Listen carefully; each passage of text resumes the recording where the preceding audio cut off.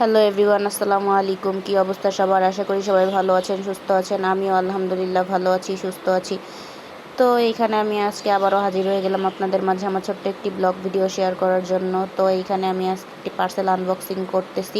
আর যেটা ছিল একটি মিনি ডিশ ওয়াশ র্যাক, আর যেটা অর্ডার করছিল বাবুরাব্বু অনলাইন থেকে।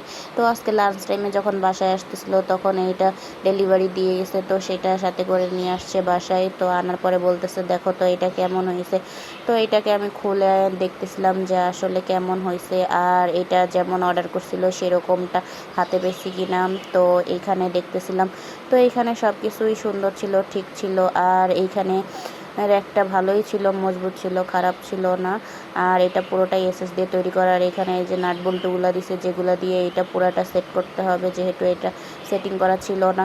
আর এইখানে একটা ট্রেও আছে, আর পানিটা নিয়ে ট্রের ভিতরেই পড়বে, বাইরে পড়বে না। ভালোই হয়েছে, খারাপ হয় নাই।